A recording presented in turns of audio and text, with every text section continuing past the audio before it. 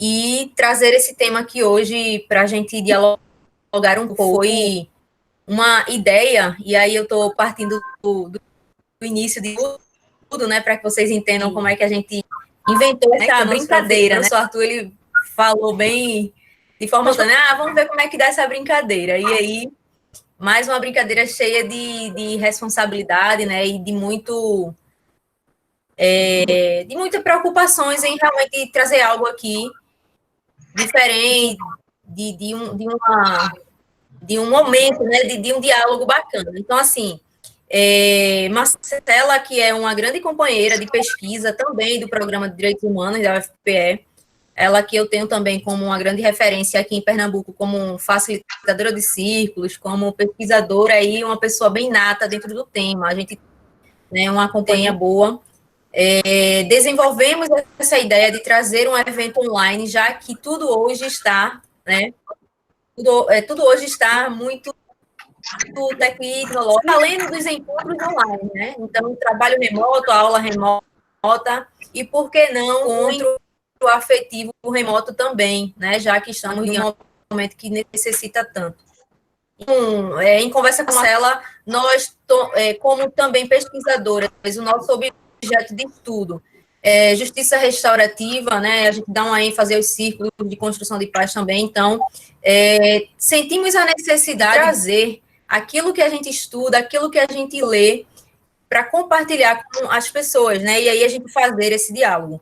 Então, eu estava terminando a leitura do livro, de um dos livros que a gente vai ter, e Marcela veio com um pensamento que conectou com o meu. Eu disse, Marcela, legal, vamos fazer, vai acontecer. E aí a gente falou com o nosso orientador, que é o Arthur Stanford, que também apoiou a ideia e achou bem bacana, né? E em poucos dias a gente bolou isso aqui, falei com a Patrícia Freire, que é uma pessoa também que é da área, uma pessoa que tem meu máximo respeito.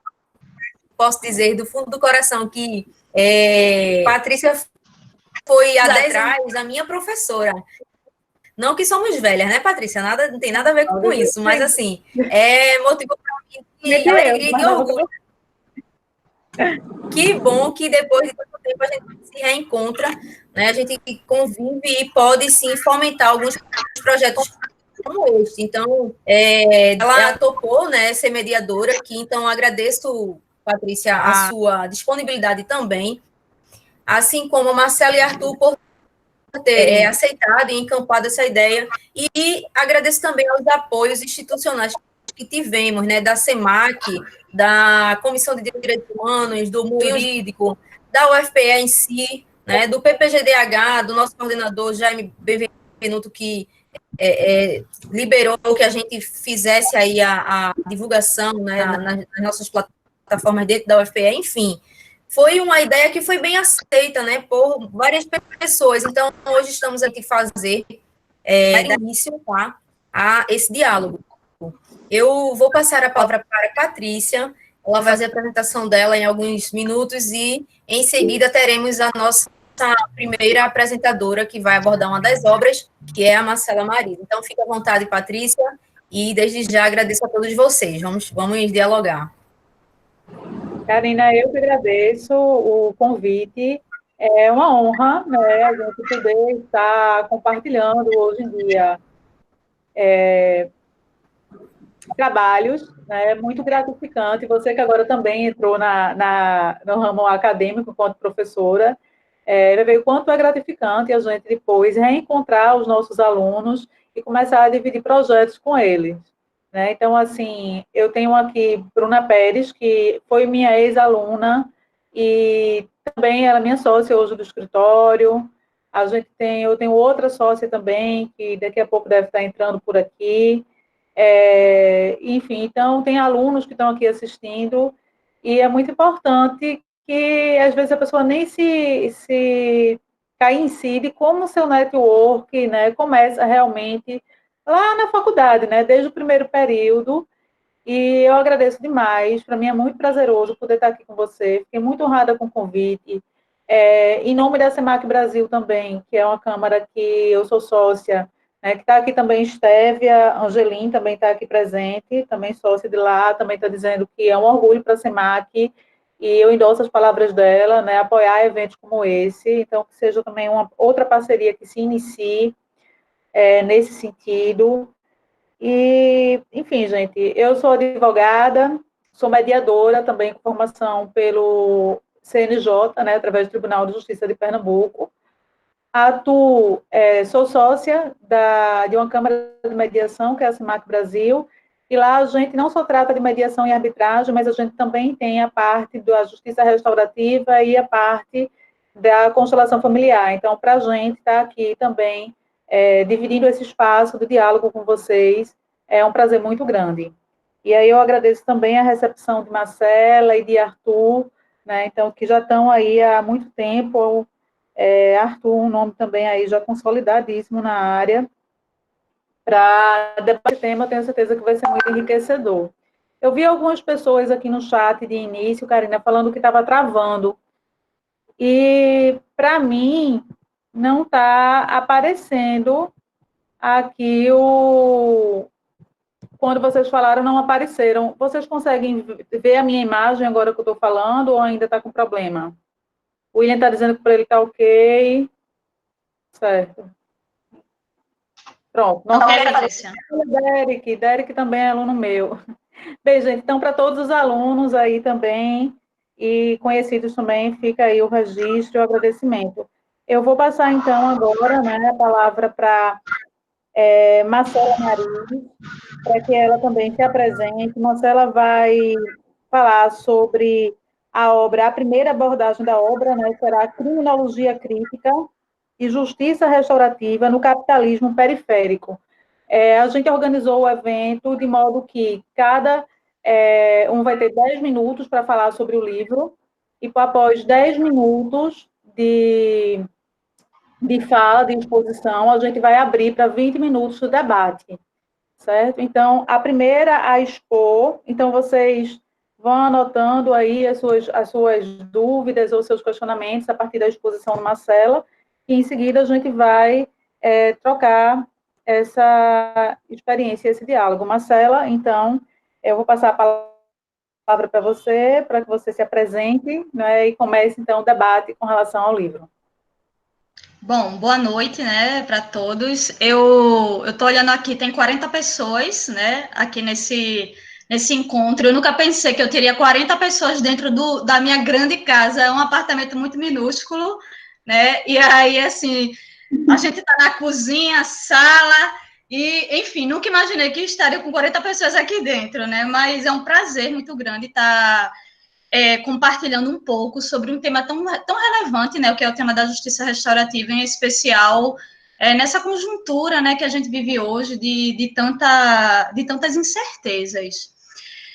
Bom, eu sou Marcela, né, sou Marcela Maris, sou assistente social, né, da FUNASE, também sou coordenadora do Núcleo de Justiça Restaurativa da FUNASE, sou aluna do mestrado de Direitos Humanos, né, lá da Universidade Federal de Pernambuco, do PPGDH, né, a qual o bom de você participar, Patrícia, e o pessoal que está aí, de um encontro como esse, quando o seu orientador está, se você falar alguma besteira, ele vai lá no WhatsApp e diz, não, Marcela, não está legal, né? Então, assim, é muito bom ter o seu orientador ao lado, lhe catucando, dizendo os caminhos que você precisa seguir.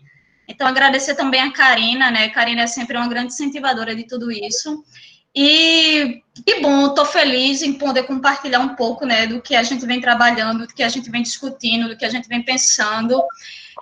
Já percebi aqui que entrou algumas pessoas muito queridas mesmo, e aí eu queria fazer dar um grande abraço, né, virtual em Alexandra, Hebe, Antônia, o Kelly, que entrou aí, que eu vi. Então, assim, são pessoas muito queridas minhas, e agradecer a oportunidade de vocês ouvirem a gente, né? Bom, para eu não tomar tanto tempo, o tempo é pouco para falar de uma obra muito complexa, né? Me coube falar sobre uma obra que é a Criminologia Crítica e Justiça Restaurativa no Capitalismo Periférico. Eu tentei fazer uma apresentação aqui, mas parece que é uma coisa, né? Ela trava na hora que a gente mais precisa. Então, ela travou e eu vou seguir as minhas anotações, tá certo? Então, Criminologia Crítica e Justiça Restaurativa no Capitalismo Periférico, né? Essa obrazinha aqui. São dos autores Tiago Fabres, que lamentavelmente nos deixou esse ano, no começo do ano, se eu não estou equivocada, né? Um cara que vinha pensando a justiça restaurativa de uma forma muito, muito ativa no Brasil, né? Então, é do Tiago Fabres, da Natiele De Angeli e do Rafael Boto, que são professores da Universidade de Vitória, tá? E aí, falar sobre essa obra assim, como é que eu posso dizer? É uma obra extremamente complexa, né? Ela é mais que tudo provocativa, né? Porque o Tiago e os outros autores, eles nos convidam a pensar uma justiça restaurativa latino-americana, né? Uma justiça restaurativa decolonial, né? Uma justiça restaurativa a partir do contexto a qual ela está inserida, né? E isso daí nos levanta, assim, vários questionamentos, nos levanta várias formas de a gente pensar em que terreno a gente trabalha essa justiça restaurativa, em que terreno a gente vai aplicar as práticas restaurativas a qual a gente tanto escuta, a qual a gente tanto lê, a qual a gente tanto tem como alternativa ao que se está posto, né, enquanto justiça. É uma obra que ela é dividida em duas partes, tá? A primeira parte, ele faz uma divisão e ele vai fazer, é muito bacana que ele vai fazer uma analogia, né, com o filme Abril Despedaçado. E é muito bacana isso, porque ele vai traz as questões da violência e do crime e faz isso a partir da analogia do filme, né? E aí a primeira parte, ela é dividida em fundamentos teóricos da filosofia restaurativa e o imaginário punitivo de um Abril Despedaçado, né? Então, ele vai fazer isso a partir dessa correlação com o filme.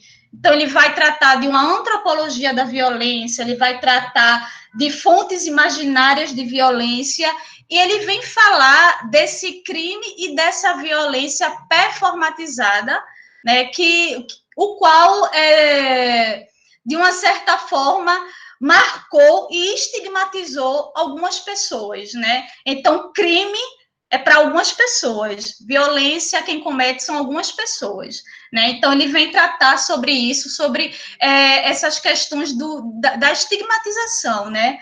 Então, toda a primeira parte, ele trabalha sobre essas questões dessa filosofia restaurativa. E o bacana de tudo isso, dessa obra, é que ele vai fazer diretamente uma correlação com as perspectivas, né, de Dussel, de uma filosofia latino-americana, né, de uma filosofia da libertação, de Henrique Dussel, que é um filósofo argentino, né, importante para quem não conhece, né. Então, assim, ele vai trazer essa perspectiva do Dussel, ele vai trazer a perspectiva também do Emmanuel Levinas, né, para ele chegar numa justiça restaurativa propriamente dita, numa justiça restaurativa relacional, e uma justiça restaurativa que olha o outro a partir de uma perspectiva do diálogo, a partir de uma perspectiva dos valores restaurativos, né? Mas sem hipótese alguma, aí é importante entender essa obra, que, em hipótese alguma, do começo ao fim, ele diz que essa justiça restaurativa, ela não pode estar desvinculada, nem alijada, né, de um contexto histórico, político e econômico da qual ela está inserida, né? Então, assim, é importante, o legal dos autores trazerem isso é que ele vem falar de uma justiça restaurativa madura, né, de uma justiça restaurativa que, de uma certa forma, vem pensar o tempo presente, né, vem pensar as transformações do tempo presente. Então, assim, a primeira parte desse livro, ele vem abordar justamente essa filosofia restaurativa. A segunda parte do livro, ele vai entrar, né, em uma criminologia crítica das invisibilidades e as práticas restaurativas no capitalismo periférico, por uma justiça restaurativa da libertação. Né? Então, assim, eu acho que só pelo título, pelo tema, a gente vê o quanto a obra, né, ela nos provoca a pensar que justiça restaurativa a gente propõe, ou se é mais um método, né, cooptado pelo sistema de justiça, ou se é mais um método que a gente traz para o controle social, né? Então, assim, ele vem fazer essas abordagens de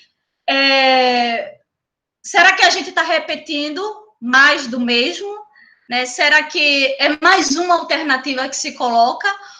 Ou por que não a gente pensar numa justiça restaurativa como ele traz, né? Libertadora e transformadora através dos seus valores, né? E aí ele vem trazer também, vem abordar a partir de uma perspectiva abolicionista, né? Os valores restaurativos, os valores de libertação. E o bacana de tudo isso é ele trazer, o autor trazer que, para além de tudo, a justiça restaurativa ela é justiça social, né? Ela é uma luta por uma transformação de realidade, ela é uma luta por um combate às desigualdades, por uma intervenção no que a gente, no que verdadeiramente a gente pode chamar como conflito, né? E o bacana também da obra é que é o olhar o conflito como parte das relações humanas, né, o olhar o conflito como algo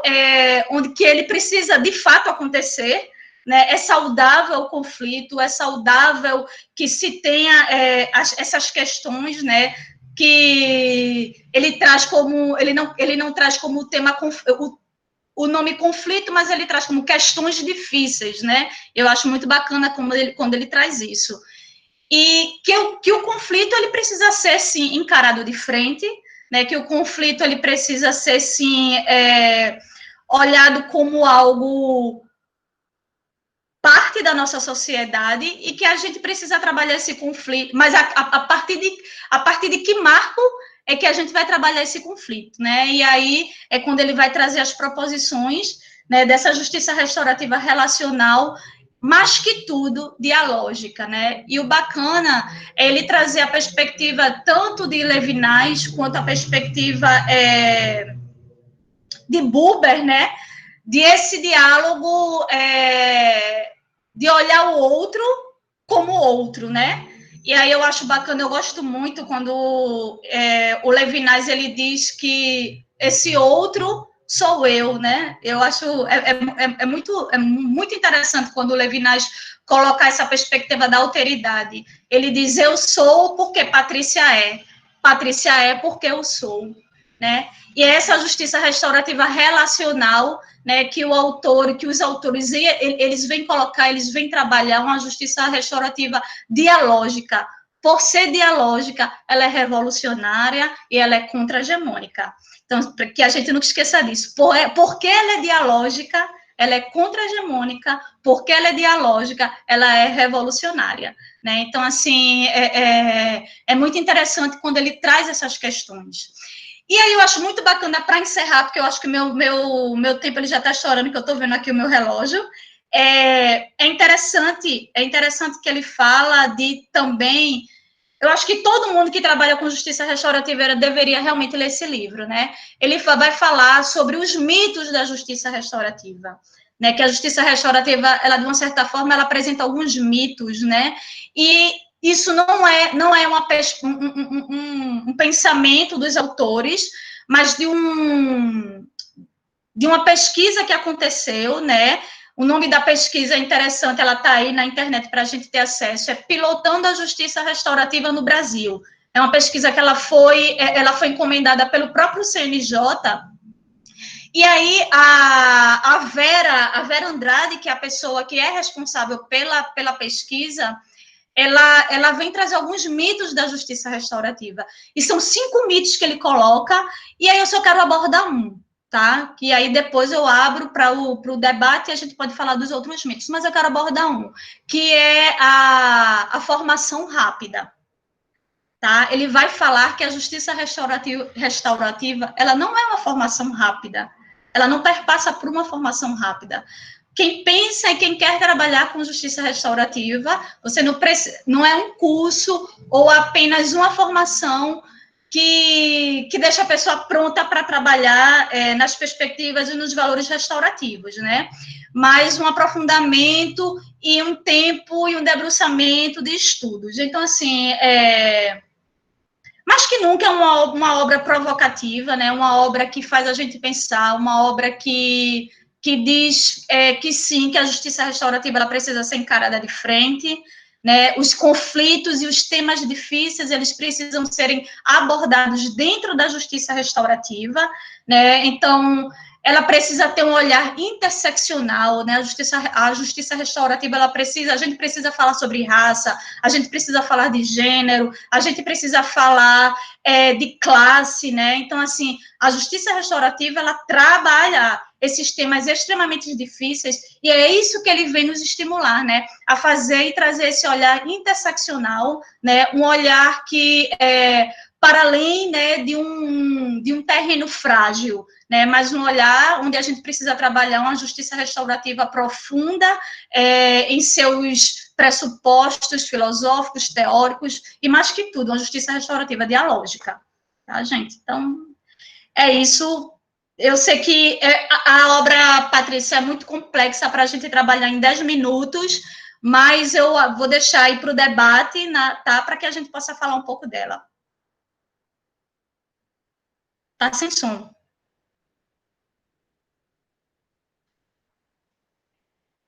Você está sem som, Patrícia. Você precisa desativar o seu... Eu desativei aqui o meu, Marcela. Que o Arthur fez o bloqueio, então quem quiser falar tem que desbloquear o microfone. E eu acho interessante, para quem quer falar algo, sinalizar no chat, e aí a gente vai e pede para abrir o microfone, né? Acho que seguir desse modo aí. Tem que abrir o microfone dela. Mas é ela que faz isso. Eu não consigo fazer isso aqui, não. Só ela lá. Eu consigo desligar, ligar só ela. Fala para ela, deixa eu falar aqui para ela.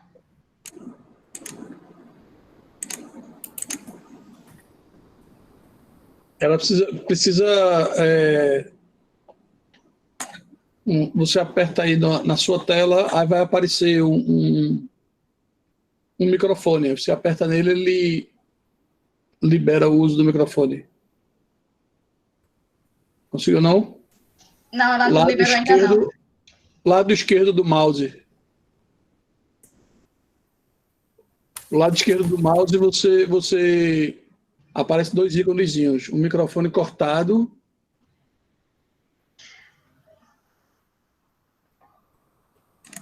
Não, conseguiu não. Consegue fazer, não?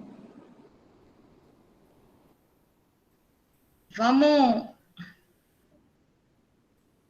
Bom, então... Vamos... Karina, organiza aí as falas. Vejam, como são 19h41 minutos, né, pelo horário, como encontramos essa dificuldade, né, de Patrícia, eu sugiro que Arthur continue, ou que... E aí, depois da fala de Arthur, a gente abre, e aí multiplica o tempo das perguntas e de interagir. Você quer seguir assim, Arthur? Não sei, ver com o pessoal, né? Se eles já têm perguntas, querem fazer, eu posso fazer também, 10 minutos rapidinho. Não sei o que é que os Quem demais quiser acham. interagir ou falar algo ou perguntar, pessoal, é só sinalizar aqui no chat e liberar, né, o microfone. Pronto, ótima ideia. Pode fazer isso. Quem tiver pergunta, pode fazer aí do lado, ou durante a fala, e aí a turma já vai fazendo. Aí, o que é que eu faço? Começo, então, também... Começa, Arthur. Tá. Bom, Sol, primeiro agradecer, parabenizar Karina pela ideia, quando ela deu, né, a proposta de fazer essa atividade. Eu achei bastante interessante a gente poder conversar sobre essa literatura, né, num espaço tão carente, né, que você procura material sobre esse assunto e não tem. E agradecer também Marcela e Patrícia aí que toparam enfrentar essa brincadeira, né, num período tão estranho emocionalmente de todas as formas, né? Bom, eu tenho esse livro, né? E há um tempo já que eu estava querendo voltar a olhar para ele e falar, então eu fiz a proposta de usar esse livro, né? Isso é um livro, ele foi publicado originalmente em 2011 e ele foi traduzido por português e publicado agora em 2018, né? Então bem recente.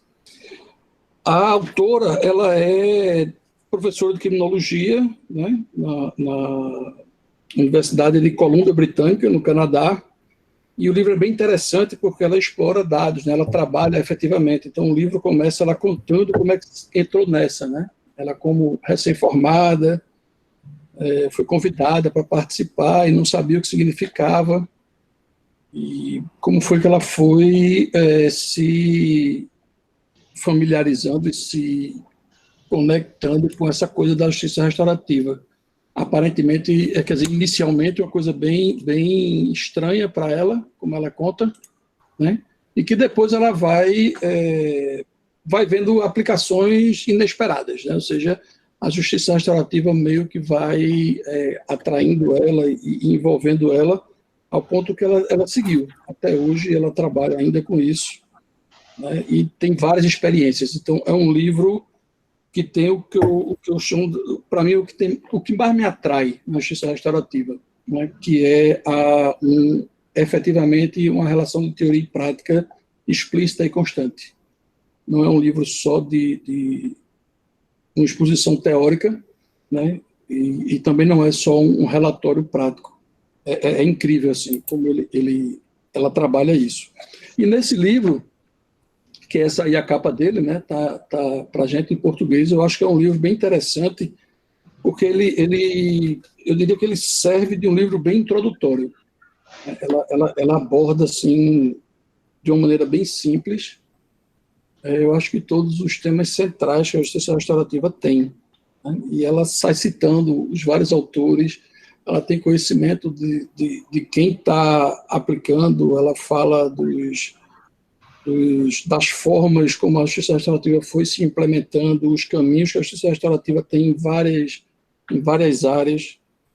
O livro é extremamente interessante. Ele tem 10 capítulos, e em cada um desses capítulos, isso é outra coisa bastante interessante, ela começa contando uma situação prática. Ela faz um relato de uma história, ela conta uma situação prática, real, que ela viveu.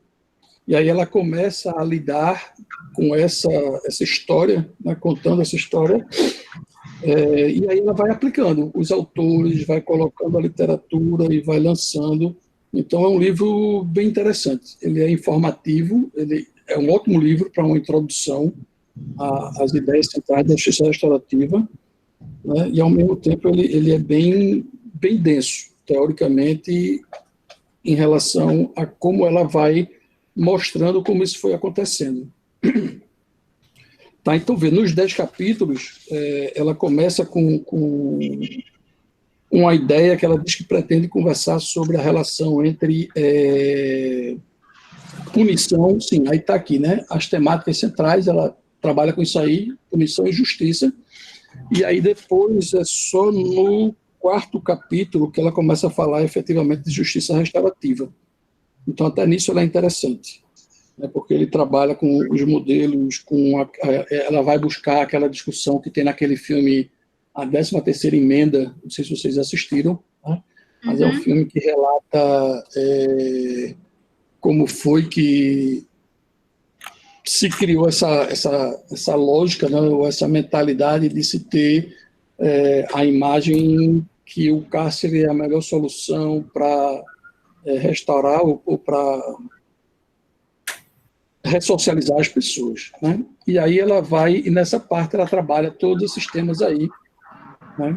A ideia do sistema de justiça, a lógica do encarceramento em massa, e aí ela aborda nesse mesmo tema a questão do sentido da educação, né? Como é que a gente é educado, como é que a gente vai desenvolvendo valores.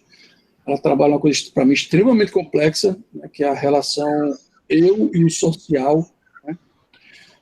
Quem sou eu nessa sociedade, qual é a relação da sociedade sobre mim, e ela vai trabalhando isso com a ideia de moralidade.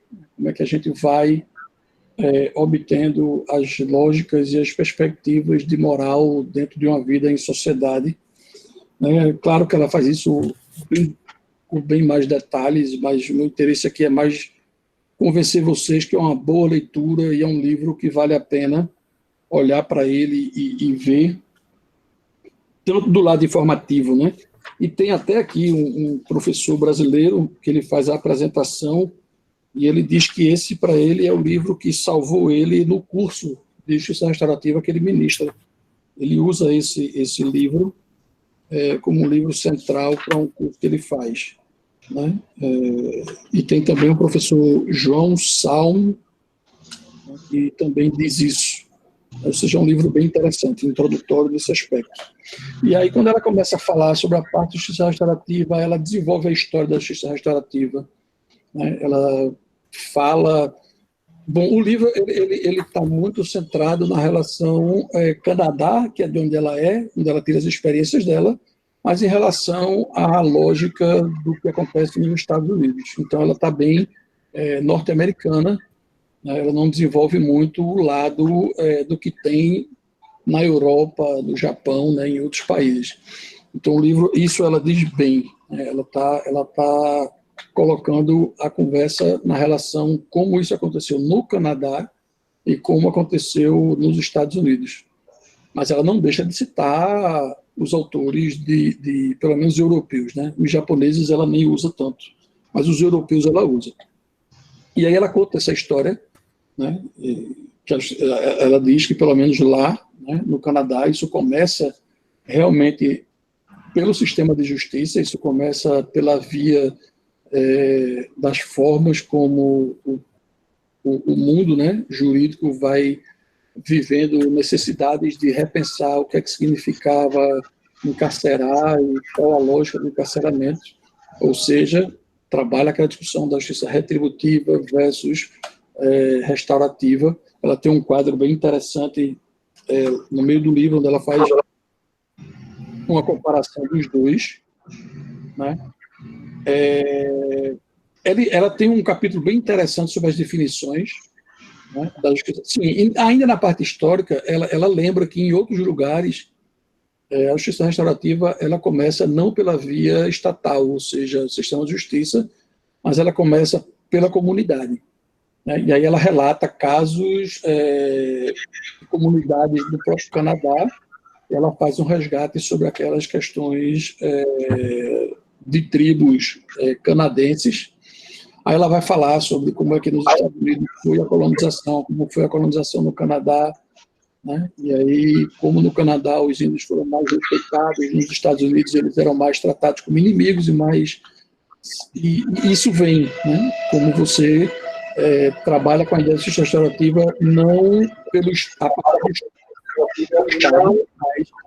mas da própria comunidade. E depois ela vai falar como isso chega nas instituições, nas escolas e em outros espaços.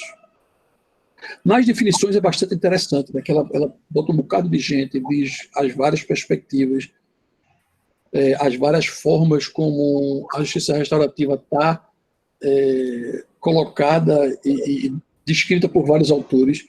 Isso, assim, para quem está, né, querendo ter um pouco essa noção, para mim o mais importante aí é essa coisa do não querer se apropriar, e só existe um conceito, uma definição de justiça restaurativa, né? Bom, isso pode ser agradável para uns e outros que querem o modelão para saber o que fazer.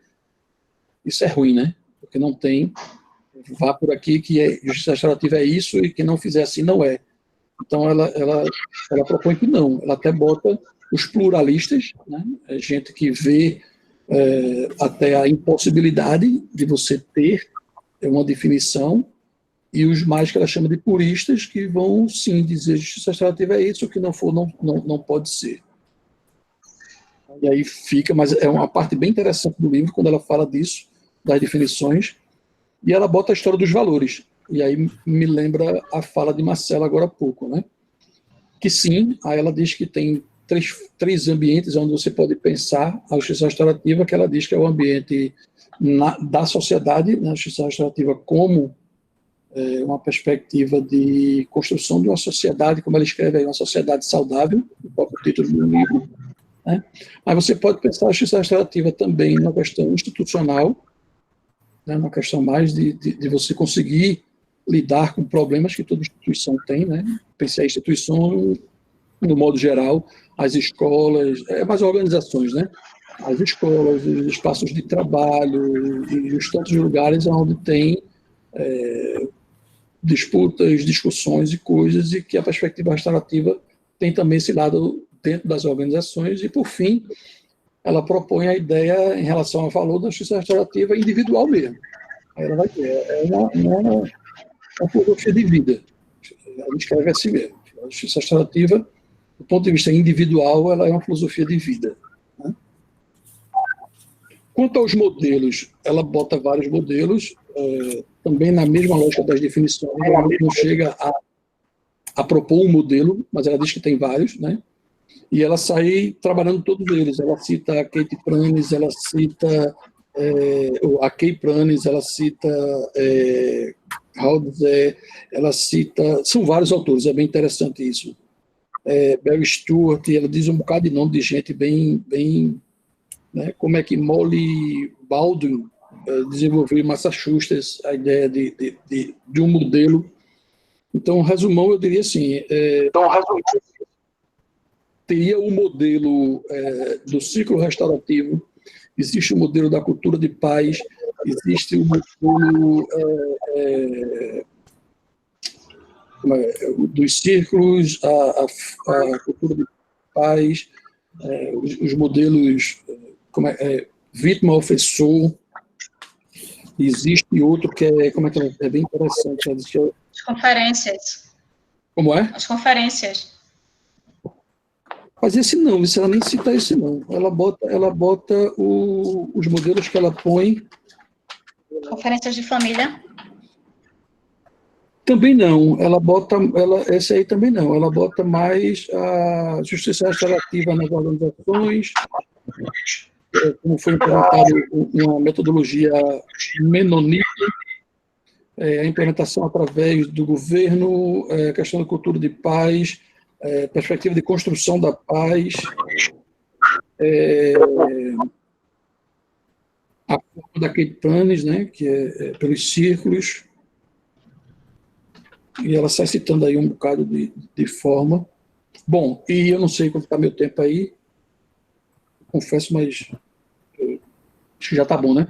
Bom, e então, em relação aos modelos, e as aplicações, né? E as aplicações, ela vai dizer que isso tem aplicação que vai de dentro de sua casa, né, do seu cotidiano, do seu dia a dia, sua maneira de aplicar a ideia de JR no seu cotidiano, no seu dia a dia, como você aplicar isso no seu ambiente de trabalho, né, e a parte governamental, né, como você ter JR como uma forma dentro do próprio Estado, né, na educação, em vários ambientes.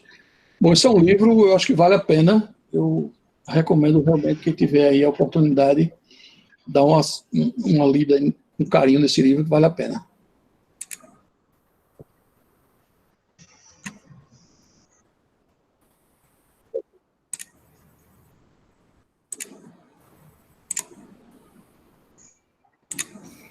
Patrícia consegue já? Pronto, eu Tá voltei. sem som ainda de Patrícia. Estão conseguindo me ouvir?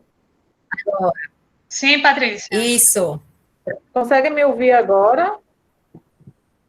Karina, Arthur?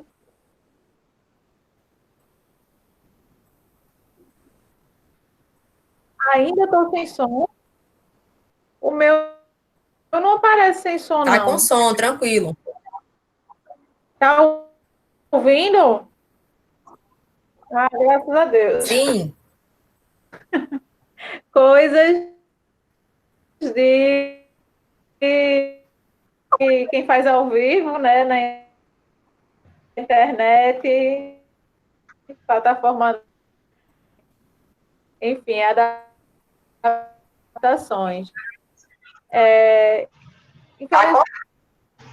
Pronto, perdi aí uma parte da explanação de Arthur, mas como está gravado, Sim.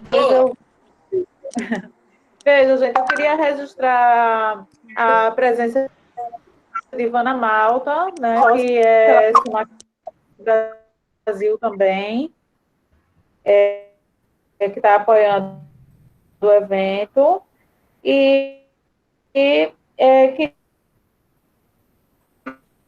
queria fazer algumas considerações. A gente vai abrir para debate, e, na verdade, eu vou fazer só pequenas considerações falando justamente.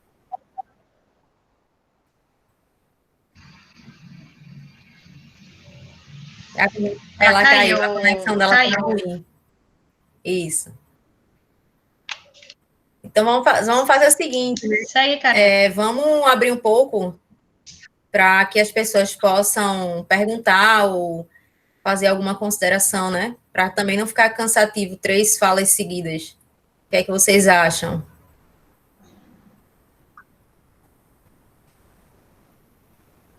Arthur. Eu acho legal, Karina. Então, pessoal, Arthur tá sem som. vamos ver aqui no chat se alguém... vamos... Para evitar. O William me fez aí uma pergunta. Eu não sei se essa pergunta está dirigida para alguém específico ou se está aberto para todo mundo. Não sei qual é a ideia de William. Pronto, é para quem quiser responder aí a provocação de William. No Tribunal de Justiça de Pernambuco. Eu acho, Arthur, eu acho que Hebe... Abre o microfone de Hebe. Hebe podia responder essa. É ela que tem que fazer. No Tribunal de Justiça de Pernambuco, a política... Ah, tá. Hebe já é até bom porque ela participa também do diálogo. Oi. E aí, Hebe? Responda ao William aí. Hebe, tu pode responder essa. Eu achava que ia ficar quietinha na minha aqui. Não, porque a pergunta foi bem direcionada para o tribunal, Foi né? sim. William, a gente tem um programa, sim, na Coordenadoria da Infância e Juventude, desde 2015, que a gente funciona nos processos de ato infracional. E desde 2018 a gente está enveredando também pela área protetiva. Então, a gente começou também nos processos de guarda agora. Não só para guardas para fim de adoção, mas guarda da área protetiva para crianças e adolescentes que estão em situação de vulnerabilidade e risco. Se quiser mais detalhes, depois eu posso passar meu contato. Sobre o debate, eu queria dizer, assim, eu gosto muito desse livro da Elizabeth, e essa temática que Marcela trouxe, do capitalismo periférico, está muito... eu me inquieto muito com isso, eu acho muito interessante, porque eu acho que a justiça restaurativa ela é um exercício radical de democracia. Então, a gente faz, né, o intuito, para mim, o intuito principal dela é quebrar com o status quo. Então, quando a gente vê que é possível um novo modelo de sociedade extremamente democrática, né, transformadora mesmo, eu acho que a justiça restaurativa é esse lugar. Aí, né, eu estou falando também o tribunal, eu vejo, assim, o Estado, né, eu trabalho no tribunal há 18 anos já, mas eu vejo aquele lugar, assim, a parte de julgamento estrito, assim, sem ser a parte, né, a aplicação da justiça restaurativa, foi uma artificialidade, né, criada pelo Estado, né, que se tomou para si esse poder de julgar. E aí, eu vejo que a justiça restaurativa, ela quebra um pouco isso, né, porque as partes, elas passam a ser as protagonistas do próprio conflito. Então, se a gente tivesse espaço no tribunal, eu acho muito interessante que as pessoas se empoderem do seu conflito, né? Isso que Marcela trouxe, né? Que é esse conflito é realmente assim uma chance, né? Uma oportunidade de transformar as relações e a sociedade. Tem um trecho da Elizabeth, foi o livro que Arthur trouxe, que ela fala assim, estou com ele aqui, que ela fala que, na verdade, a justiça restaurativa tem a ver com o desenvolvimento de um novo espírito comunitário. Eu acho que ela está mais, a experiência dela é mais rica na comunidade do que no próprio tribunal. Então, isso que a gente fez um projeto, né, Arthur, na comunidade do COC, e eu cheguei a fazer alguns círculos lá com o Bruno, e foi muito rico, assim, foi uma experiência extremamente enriquecedora para as pessoas que estavam lá e para a gente que saiu da caixinha do tribunal, né? Eu queria, Marcela, fazer, assim, que tu abordasse um pouco sobre a luta de classes. Eu acho massa quando a gente faz essa... O pessoal do serviço social é fera nisso, né? Eu acho que o primeiro grande conflito é a luta de classes. Eu sei que dá uma tese aí. Eita, Hebe. Bom, falar sobre luta de classe, a gente tem que falar numa perspectiva dialética, né? Numa perspectiva a partir do materialismo histórico dialético, a partir de uma totalidade. E aí, trazendo para o tema, né? Trazendo para o debate, e até os autores colocam também, né? Eu acho bem bacana quando ele coloca que o crime, né, e que os conflitos, eles não são naturais, né? Não se dá, não parte, o crime, ele não parte de uma natureza, da própria natureza, né? Os conflitos e os crimes, eles são de perspectivas humanas, né? Então, se o crime, ele é de uma perspectiva humana, o não crime também pode ser uma perspectiva humana também, né? Essa desconstrução, né, dessa coisa performática do conflito e do crime, né? A gente percebe verdadeiramente aí, quando a gente realmente coloca uma lente em cima disso, um verdadeiro movimento de permanecer, como você bem falou, no status quo, de permanecer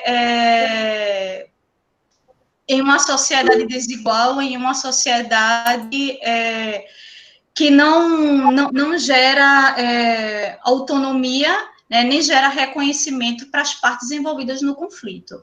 E aí,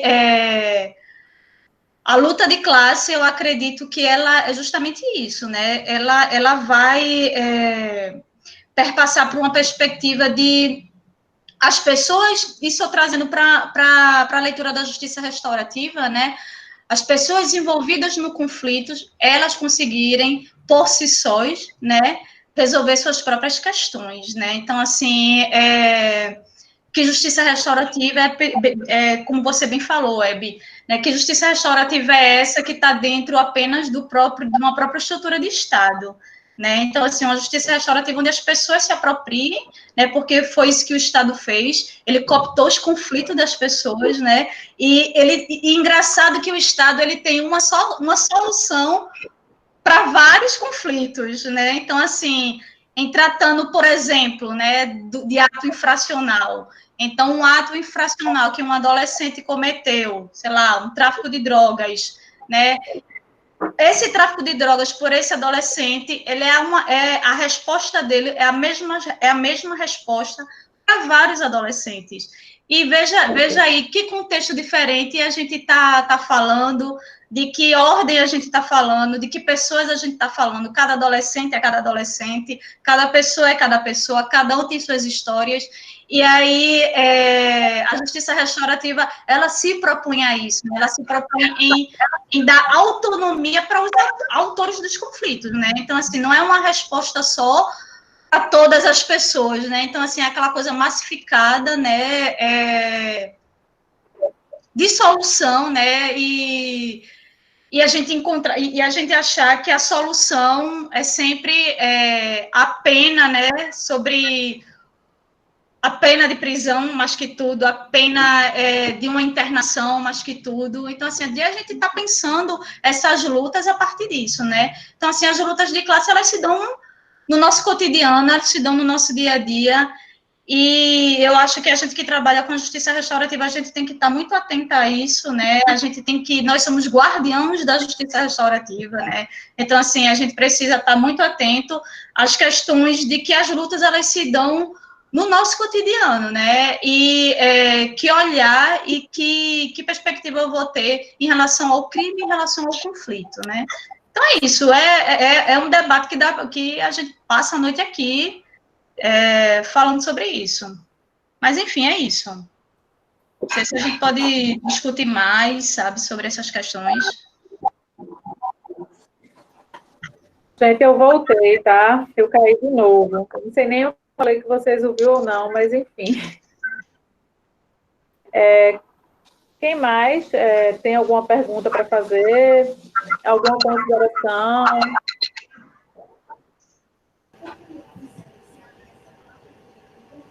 Boa noite. Eu não sei se vocês estão me ouvindo.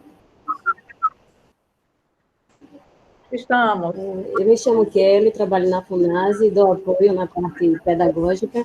Eu fiz um curso, assim, básico na Joaquim Nabuco, né? Aí foi quando conheci Marcela, uma pessoa ótima, né?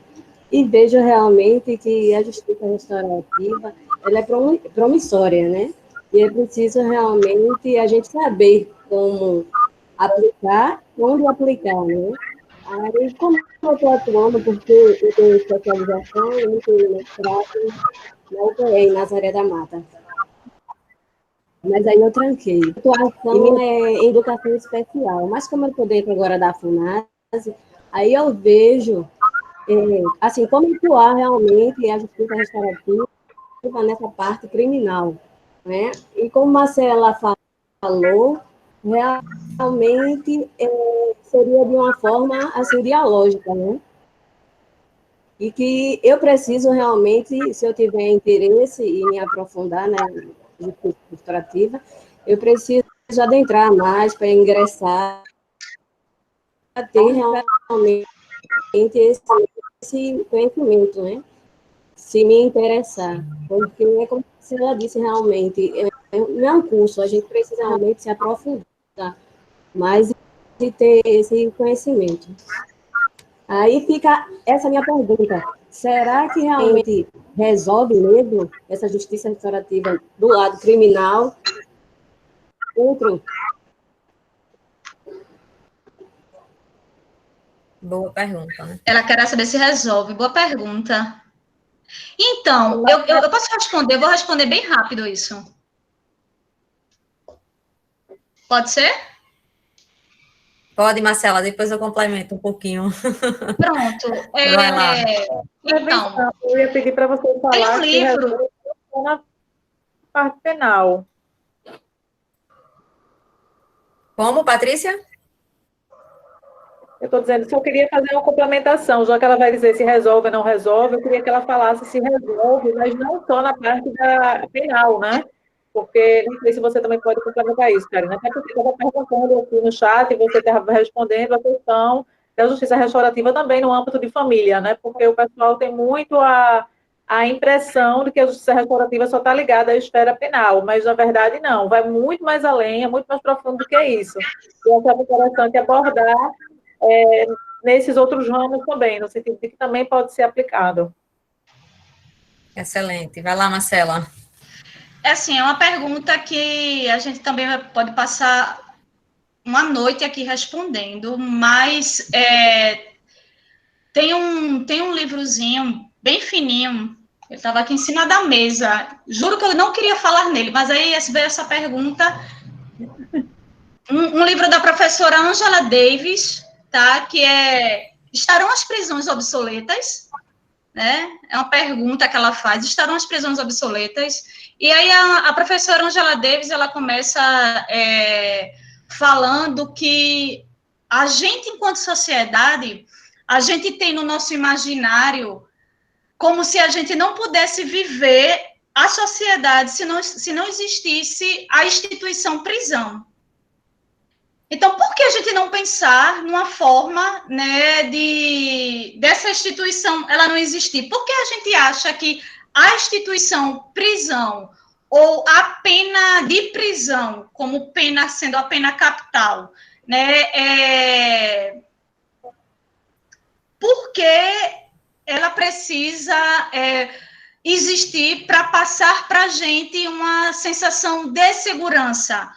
Ora, se existe prisão e a prisão é para passar a gente sensação de segurança, não sei, eu não sei se a gente está em tanta segurança assim, né? Então, o número de violência cada vez mais aumenta, as prisões cada vez mais lotadas, né? Então, assim, por que não? Aí eu vou jogar a pergunta, tá? Por que não a gente pensar uma alternativa, né, a essa alternativa que a gente mais que nunca vê, que não tem dado certo?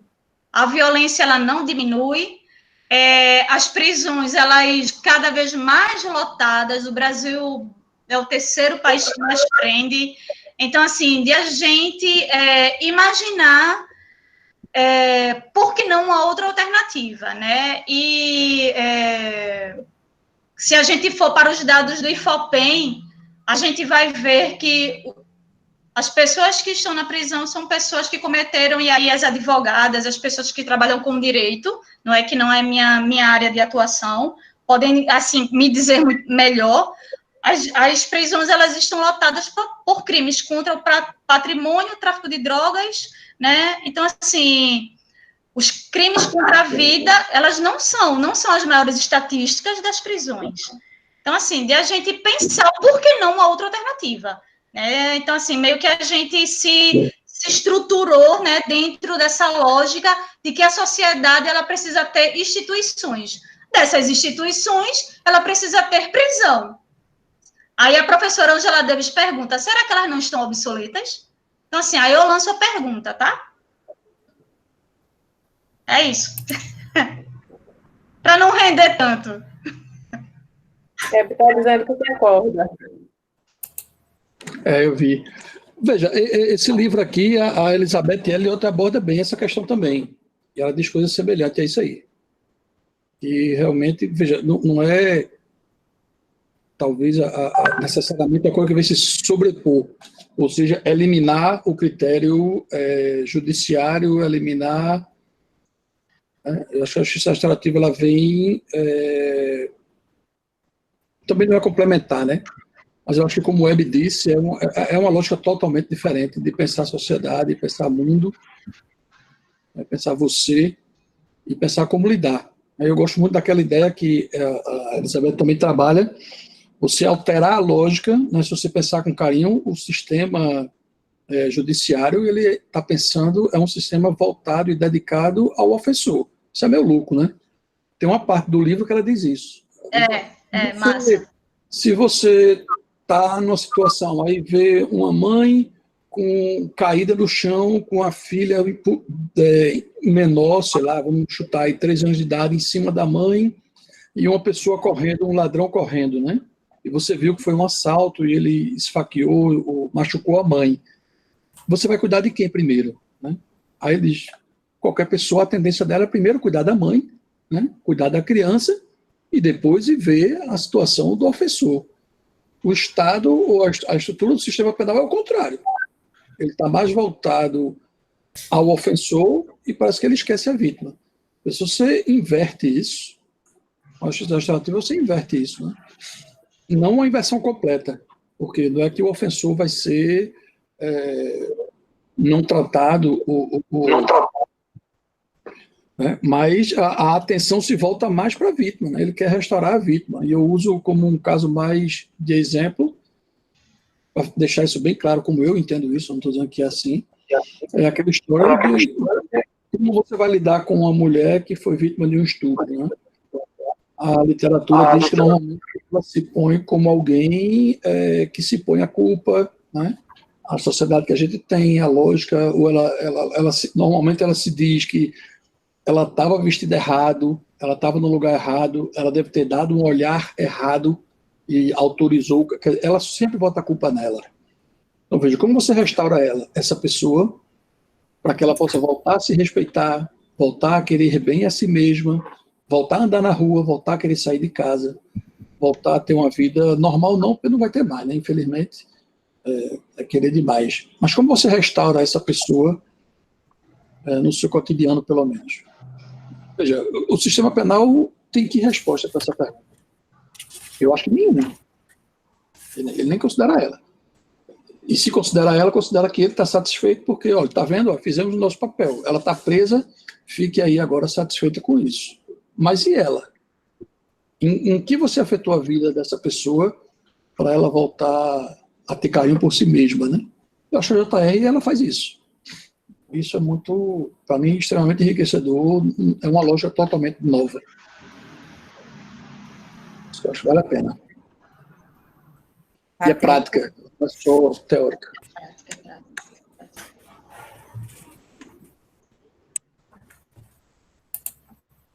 Você quer complementar, né, Patrícia? Não, eu estava esperando você complementar. Tá, então, assim, dando também o mesmo sentido a essa fala de Marcela e de Arthur, né? Junto com a pergunta, que foi bem clara e objetiva, né? Se a justiça restaurativa resolve ou não a situação penal, né? A situação criminal, e foram apresentados aí comparativos em relação, e isso é uma lógica clara, né? Que é a crescente evolução da superlotação, né, do sistema penitenciário e, sobretudo, das reincidências, né? Então, qual seria, na verdade, o papel da justiça restaurativa dentro desse sistema? Então, eu diria que, como o Arthur bem pontuou, essa lógica inovadora que dá vez e dá voz à vítima, né? E isso a gente consegue também, eu digo por experiência, por ser da área do direito e por ter, né, atuar um pouco em processos criminais também, e ver o quanto essa lógica retributiva influencia também a questão da punibilização, né, em detrimento de uma infração à lei. Então, é quando o sistema penal, ele vem, eu uso de uma palavra que Marcela sempre diz, né, ele vem cooptar um sistema em que se apropriar do conflito, né, das pessoas e da sociedade, e acabar que dar uma resposta em razão de infringir uma lei. E aí, o que vem a ser a justiça restaurativa e qual o papel nesse contraponto aí, é justamente o de não se valer de preocupar-se com o infringimento da lei, mas sim do dano que foi causado. Então, a ideia da reparação, né, ela parece-nos que ela tem um efeito muito maior, ao invés de você entregar uma sentença, uma condenação e uma pena e encarcerar, você tratar dos problemas e dos danos. Aí a gente entra no debate de que Arthur também pontuou, de como é difícil, né, essa pessoa que foi vítima enfrentar, por exemplo, na perspectiva da justiça restaurativa, enfrentar o infrator, a pessoa que cometeu o crime, e se reerguer, se restabelecer na sociedade. Então, trabalhar essa questão aí, que é o foco da justiça restaurativa, é quando no judiciário, por exemplo, com a prática da justiça restaurativa, quando se tem uma formação e um trabalho sério, ela não vai se valer tão somente de entender a lógica da questão da infração da lei, mas aí ela vem procurar como corrigir o dano, né? Quais as necessidades das partes, tanto a pessoa que está como vítima, como a pessoa que cometeu o ato, como a comunidade também, que a sociedade em si, ela vai sofrer as tensões de tudo isso, né? E como essas necessidades serão atendidas. Então, é um pouco também da lógica da proposta que os círculos vão trazer, que é o que eu vou falar um pouco lá na frente, na minha fala, né, para falar da temática do livro. Mas eu entendo que no sistema de justiça criminal, apesar de, tenho isso muito claro em mente, é que a JR, ela caminha a passos pequenos ainda, né? Ela não tem aquela ascensão e resultados claríssimos. Agora, acontece que é justamente nessa perspectiva, né, de de buscar reverter a lógica do sistema. Então, eu acredito que no atual cenário, considerando a proposta que Marcela abordou também em relação ao livro da Angela Davis, quando ela vem perguntar se as prisões não estão obsoletas, e tudo isso, eu parto do princípio de que hoje, no atual cenário, a gente ainda não tem, né, uma JR como solucionadora desse sistema penal, né? Então, a busca, assim, a perspectiva, ela busca uma implementação forte. Entretanto, a gente está ainda no caminho, né, naquela caminhada. E só foi um complemento à pergunta, né, porque muitas das vezes a gente tenta, é difícil você responder uma pergunta objetiva como essa e dar uma solução a isso. Acho que a gente ainda não tem essa propriedade toda, né, mas considerando algumas práticas e posicionamentos, foi isso que eu tive para complementar, Patrícia. Pronto, e eu cortou a minha fala, né? Eu soube, eu caí novamente.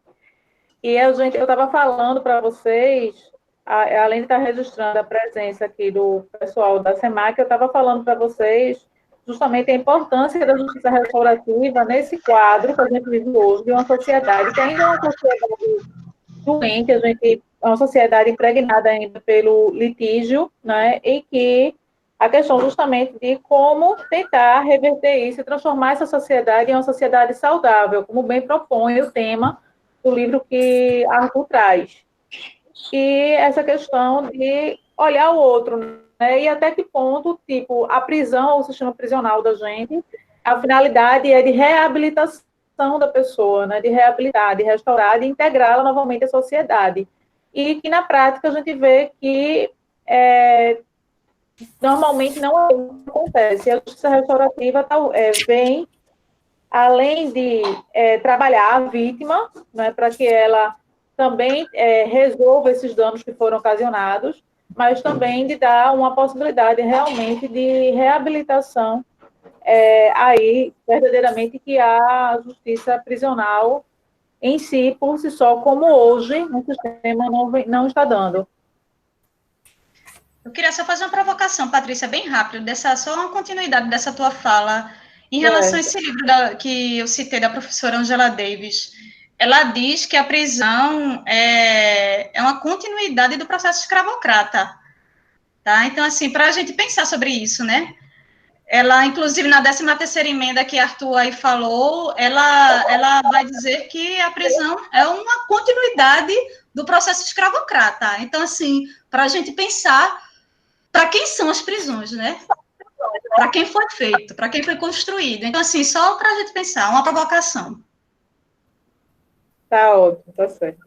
E aí, alguém mais tem alguma coisa a falar? Eu tenho ainda que passar para o livro de Karina, né? A gente aqui é um assunto realmente gigante.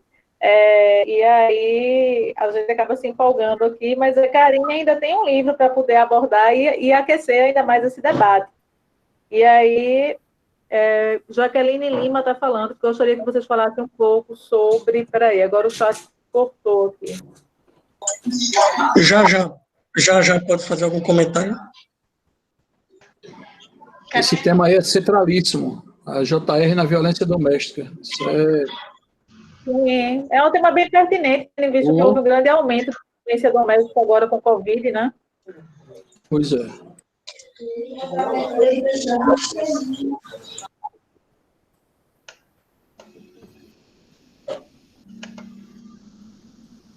Tem alguém querendo falar, eu acho que é o Tiago. Opa! Pode falar, Tiago. Estão escutando? Sim, Pode falar. Beleza. Não, estou achando super interessante o debate, esse recorte interdisciplinar necessário aí também, que parte desde a origem no texto do pessoal da FDV, né, da Faculdade de Vitória lá, que trabalha numa perspectiva contra-hegemônica, como foi colocado, e que tem a ver com esse movimento pós-colonial e decolonial das epistemologias do Sul também, né? Isso. Motivado por isso. Achei muito interessante, porque quando você pega o pensamento do Miolo e o pensamento do Baron ou do Quijano, né, que são ecos dessa tradição do Dussel, né, que se iniciou como a filosofia da libertação. Um dos pontos principais é justamente a construção de não só imaginário, que vem da modernização, né, imposta do critério de violência, né, e essa violência como bojo de criminalização, criminogênese também, né, que é uma coisa já motivada e tensionada ideologicamente por uma estrutura de dominação.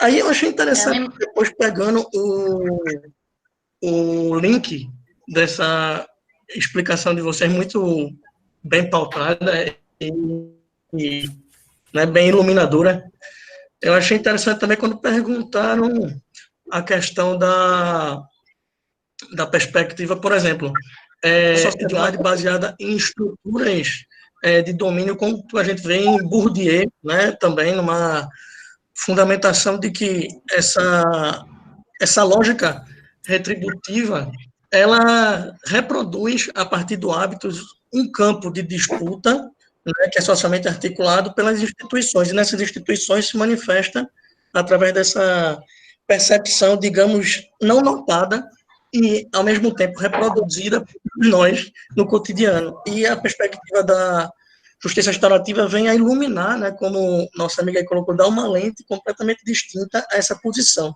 Eu vi também um eco, claro, a partir de Levinas e de Buber, da fenomenologia de Husserl, o critério intersubjetivo que vai gerar a dialogicidade, e também da hermenêutica heideggeriana, né, do ponto de vista do ser com e o cuidado necessário para se manter uma relação não só saudável, mas autêntica, dentro de uma perspectiva, digamos, produtiva e dialógica, né? E só para terminar, tem toda uma gama buscando da Angela Davis, né, o livro As Prisões Obsoletas.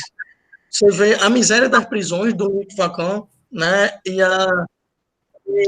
que vem desde Michel Foucault, Erving Goffman, né, toda essa tradição, digamos assim, contraposta à lógica do que o professor Arthur falou, de uma ciência penal ou de um direito criminal, de uma criminologia, de uma política criminológica, né, pautada somente na perspectiva do autor, né? E a justiça restaurativa traz um aporte vitimológico, né, que é necessário para você repensar essas relações.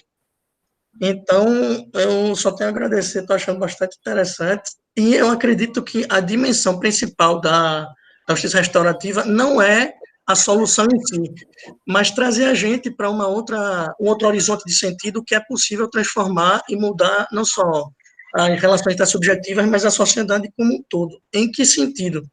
Né? Na dimensão da utopia, porque se ela trouxesse uma fórmula, não tinha para onde correr, né? E isso remete à atitude filosófica e à imaginação sociológica de onde vocês partiram, né, dessa discussão. Eu acho interessantíssimo e obrigado pela abertura ao comentário e desculpa aí tomar tanto tempo. Valeu. Tiago, obrigada, que comentário riquíssimo. É exatamente isso, Tiago. E eu queria dizer que eu sou muito fã do Tiago, só rapidinho, só pegando um gancho da tua fala, né, dessa função da pena, né? Dussel vai dizer que dentro dessa sociedade de estruturas capitalistas, né, parece que a função da pena é calcada no sofrimento. Se você não provoca o sofrimento, você não promoveu justiça, né? Então, só para a gente também refletir sobre isso. Isso vem desde Aristóteles, no livro... Justamente. Ele vai dizer o seguinte, que a justiça retributiva é voltar ao status quo anterior. E esse status quo anterior é justamente exaurir do outro tudo aquilo que ele, pela sua ação, causou de mal ou dano. Né? Exatamente. Então, essa ética nicômaca, essa ética nicomaniqueia está bem presente no sistema judiciário ainda hoje. Agora, uma coisa importante também, que você comentou perfeitamente, foi a luta de classes, né? E a luta de classes, numa perspectiva marxiana, o Estado serve justamente para manter essa lógica da dominação e impedir que a classe tenha uma consciência revolucionária, que me parece que essa lógica da autonomia que a justiça restaurativa se propõe, ela nos assim, impele, né? a reconsiderar o nosso papel de uma consciência dominada e cerceada pelos limites da própria violência estatal, que você falou, se apropria, né? Até porque a formação jurídica, nossa, como o Rudolf Ehring vai falar na luta pelo direito, né? É que se você quer se preparar pelo justo, você prepare-se para a luta, né? É que nem aquele brocado romano-germânico, si vis pacem, preparat bellum. Então, se você quer a paz, se prepara para a guerra. E a lógica não é bem essa, né? É justamente você neutralizar os pontos de beligerância na origem, com os métodos de solução adequada de controvérsias e conflitos que a gente está ouvindo tão plenamente de vocês. Obrigado. Nada, Tiago, valeu. Pronto, então, alguma consideração ainda com relação à fala do Tiago, Marcela? Não. Eu anotei aqui, eu vou fazer depois. Vamos passar para a Karina, mas eu anotei uma fala do Tiago que era interessante e depois eu comento. Tá, joia. Então, exatamente. Eu queria passar para a Karina, né? A Karina vai falar ainda da obra que é Processos Circulares de Construção de Paz. E aí vamos passar para aquecer mais aqui o nosso debate, mais uma obra sobre a justiça restaurativa. Vamos lá. Eu vou fazer o espelhamento aqui do PowerPoint, tá? Só um instante. Não vou mais fazer a apresentação, porque já fiz, então, todos já. Só espelhar.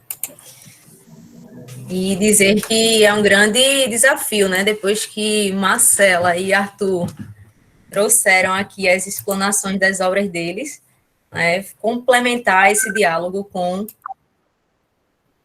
a parte que me cabe para falar de processos circulares de construção de paz, né, que é uma metodologia, uma filosofia aplicada pela Kay Pranes, tá? Então, o porquê eu escolhi para hoje trazer ao debate e apresentar essa obra, tá?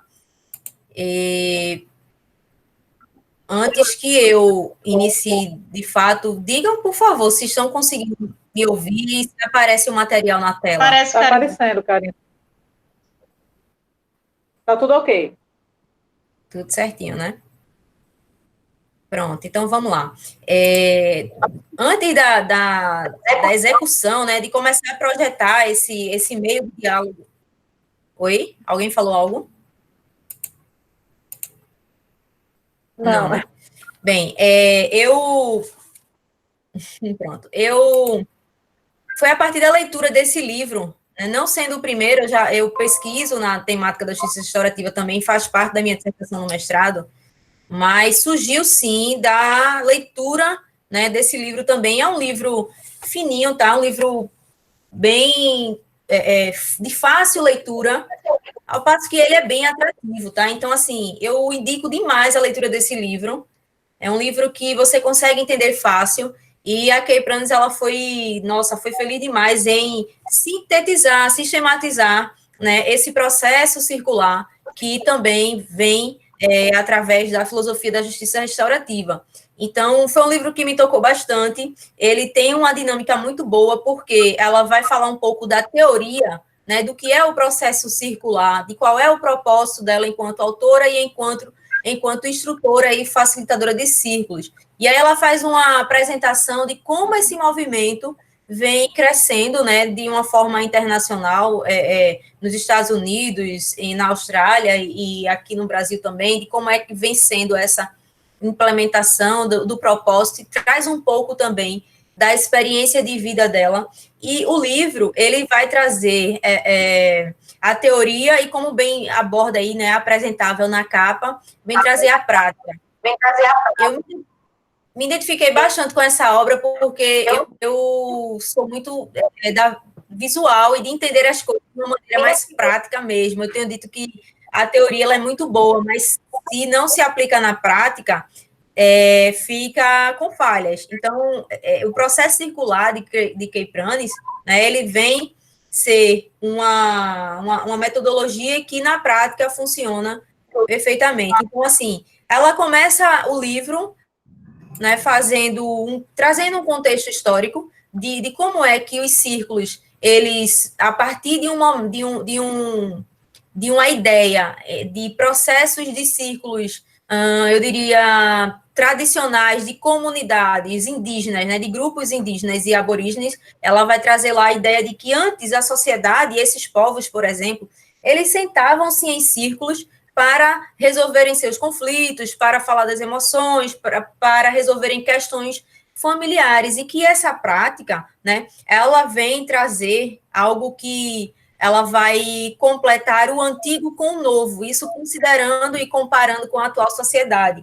Quando a gente vai se valer de um processo de lá dos nossos ancestrais, de comunidades indígenas também, e trazendo para um momento atual, esse processo circular, ele vai efetivar, por exemplo, a democracia e a inclusão. Isso porque no processo circular, no círculo de construção de paz, né, a gente tem vários valores, fundamentos e princípios que estão articulados com essa ideia de democracia e de inclusão. E para pensar nisso, a gente pode se valer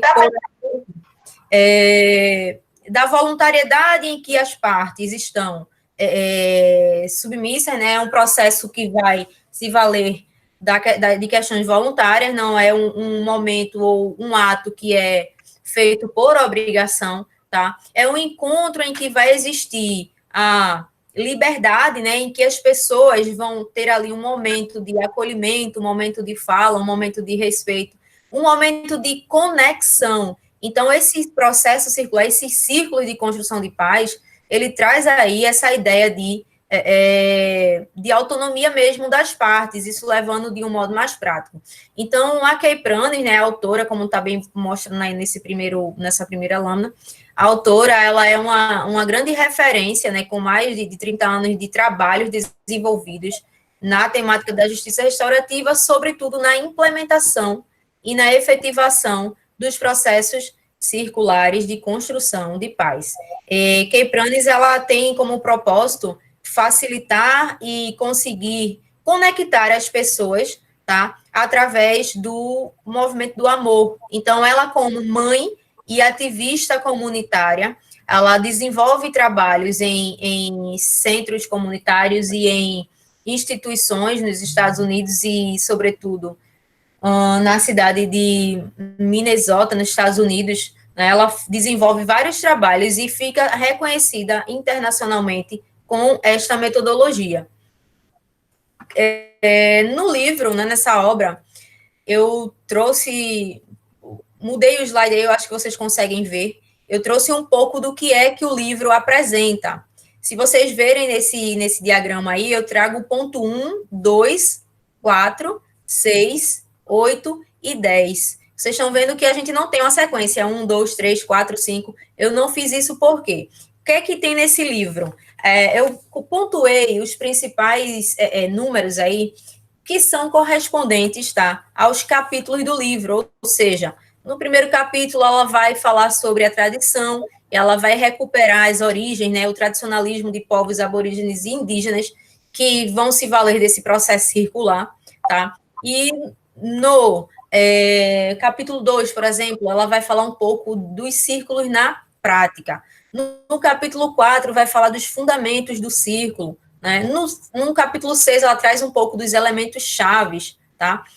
No capítulo 8, vai falar de como se organiza um círculo de diálogo, e no 10, ela vai falar dos círculos em perspectivas. Então, o livro, ele está sistematicamente organizado dessa maneira, e os outros números, que são os demais capítulos, por exemplo, o capítulo 3, Kay Pranes, ela faz a conciliação entre teoria e prática, e ela vai trazer estudos de casos. Então, o leitor, ele é muito feliz ao ver um pouco da teoria, e a ler também as questões práticas, quando ela traz as experiências de vida dela em narrativas de alguns círculos que ela fez e presenciou em comunidades para idosos, né, no sistema de justiça criminal, em sistemas de atos infracionais, aí aborda um pouco a questão da infância e da juventude. Ela trabalha também nas escolas e, sobretudo, no ponto-chave forte que ela acredita, e como ela, por ser uma ativista, né, comunitária, ela trabalha muito a questão dos círculos na comunidade, como bem a colega Hebe falou,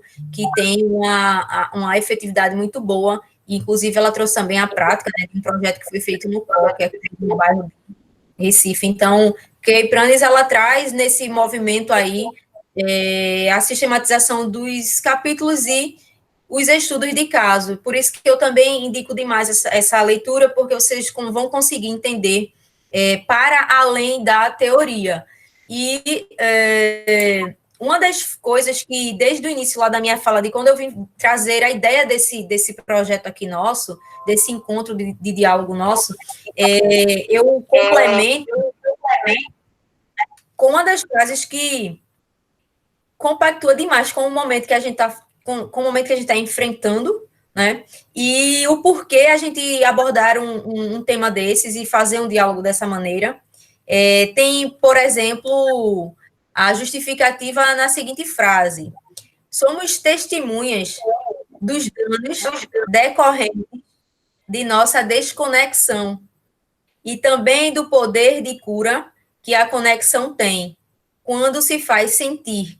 Ou seja, é um movimento de existência, né, de questionar sobre nossa existência e também de reconhecer o quanto é necessário a nossa conexão com as pessoas e com o mundo, né? Essa questão, essa ideia da responsabilização e também da afeição pelo outro, do movimento da empatia também, que é algo que a gente vê muito presente na dinâmica dos círculos. Então, assim, ela traz um pouco do que é os círculos, de quais são os fundamentos, tá?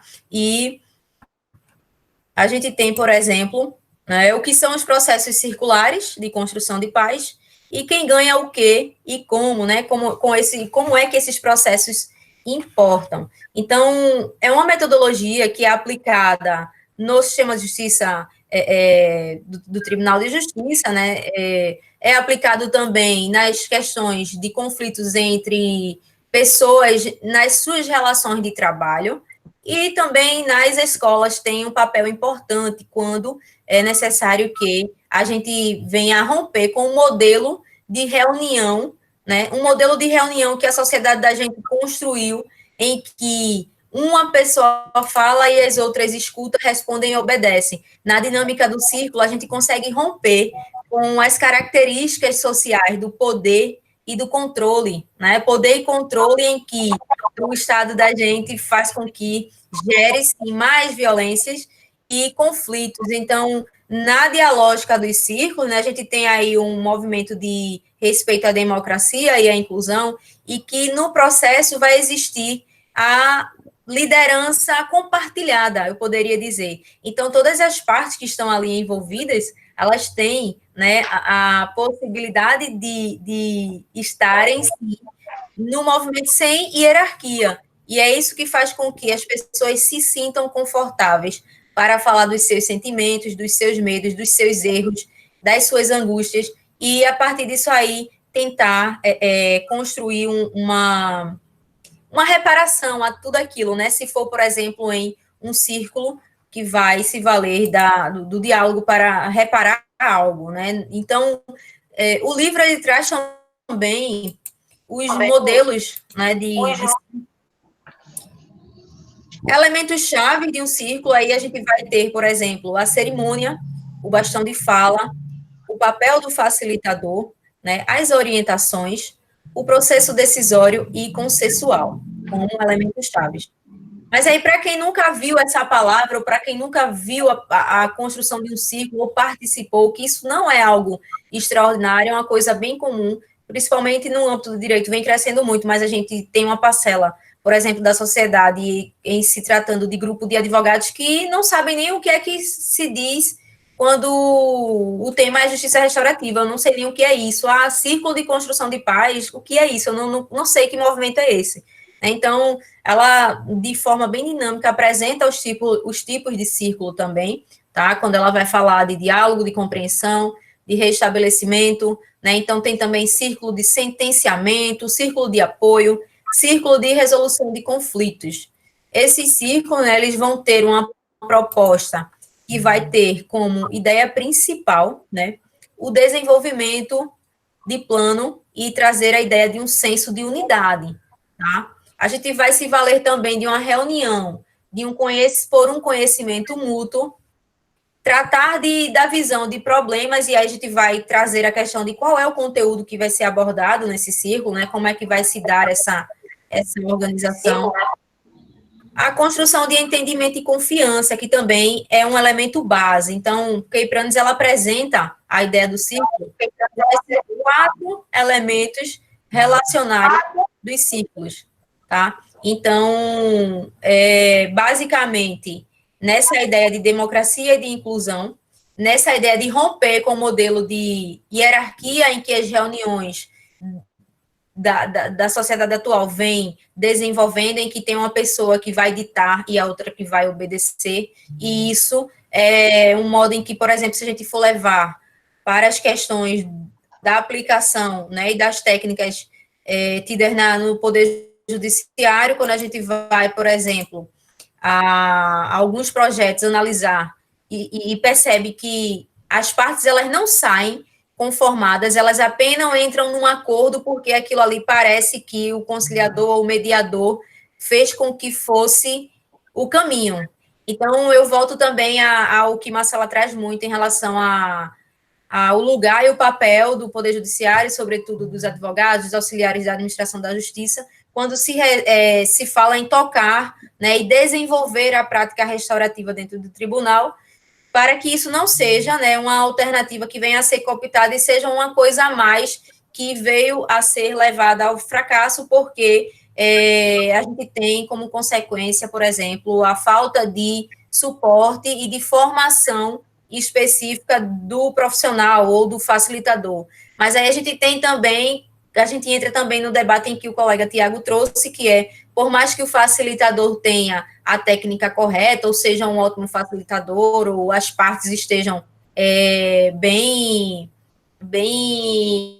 como é que eu posso dizer, maduras em relação àquele movimento do círculo, né? A ideia da justiça restaurativa não é como uma ideia de uma fórmula ou de algo que vai estar pronto a ser aplicado naquilo e vai trazer a solução. Então, eu diria que é mais um movimento de empatia, um movimento de reconhecimento e um movimento de respeito a princípios e valores. Eu trago isso um pouco na minha pesquisa quando eu vou me valer da situação de comparar como essa prática, né, dos círculos de diálogos ou de conflitos, ou seja lá, de qual círculo ou de qual prática restaurativa vem a ser aplicada dentro do sistema judiciário, se isso é um movimento em que tende, ou que vem a responder, ou que vem a efetivar o princípio da dignidade da pessoa humana.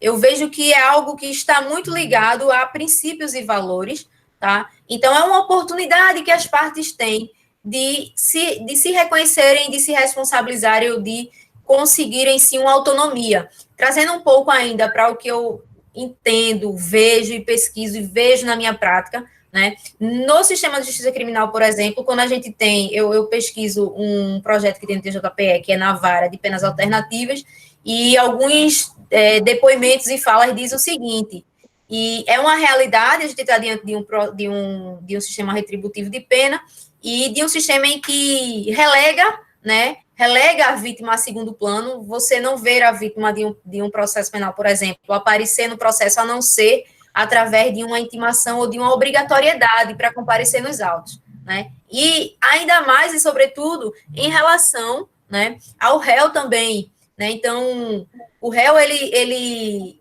não tem a oportunidade de expressar o porquê ele cometeu e de mostrar quais são as consequências que vêm por trás da prática daquele crime, por exemplo. Né, o que é que aquela pessoa já vivenciou, se aquilo não é um grito ou um pedido de socorro, como bem o autor, o Ordzeli, vem trazer no livro dele, Trocando as Lentes. Então, fazendo esses ganchos, né, com a prática dos círculos, por exemplo, eu vejo como um movimento que busca, né, efetivar essa dignidade da pessoa humana, porque vai se valer de valores, né, e de que o sistema de justiça criminal ou do sistema retributivo, ele não tem a preocupação com isso. E talvez esse caminho aí viessem a curto prazo, não acredito nisso, que a curto prazo a efetivação e a ascensão das práticas restaurativas venham a diminuir a curto prazo, por exemplo, questões de reincidência. A justiça restaurativa, ela não objetiva isso, né? Mas eu acredito sim que é um momento de responsabilização, de conscientização, né? Não é aquela coisa, empatia, é amor, é perdão, é carinho, é não enfrentar o conflito, como bem Marcela pontuou, mas é sim um momento de auto-reconhecimento. Então, Kepranes, com essa metodologia do círculo, através dos elementos base, através dos fundamentos e dos valores que ela bem pontua, ela consegue sim ter uma efetivação, sobretudo dessa questão de encarar e de mostrar o valor da dignidade, né, da pessoa humana e, enfim, justamente por esse caminho aí que eu penso. O livro, ele abriu bastante. Eu não tenho ainda, era projeto meu para esse ano, fazer curso de facilitadora, né? Mas aí veio toda essa mudança pela pandemia, não sei quando é que eu vou fazer, mas eu tenho muita questão da teoria em mente, estudo bastante com muito prazer, mas sinto a necessidade, sim, de desenvolver e de me habilitar a facilitadora de círculos, porque, sobretudo, na área que eu atuo, no direito, existe uma necessidade muito grande de que os profissionais tenham esse olhar, né? Encarem essa temática de forma responsável, né? Não utilizem como uma técnica a mais, né? E que isso venha levar ao fracasso, um tema que é tão sensível e necessário à nossa atualidade. Então, como eu estava também cronometrando minha fala aqui, já entre 9 horas, eu vou ficando por aqui. Eu espero que vocês tenham gostado. Eu indico demais, o livro ele é de fácil leitura, ele é coisa de 100 páginas, rapidinho se lê. Aqui em Recife eu consegui comprar com o Ives da Nova Ética, o pessoal da Nova Ética vende bastante esses livros, né, dessa coleção Palas Atenas. E, então, assim, super indico, principalmente em tempos de pandemia, para poder trazer um pouco da conscientização de tudo aquilo que a gente está vivendo e do porquê as pessoas também são responsáveis por essa desconexão, por essa falta de presença, né? Então, o livro, ele traz um pouquinho dessa pegada.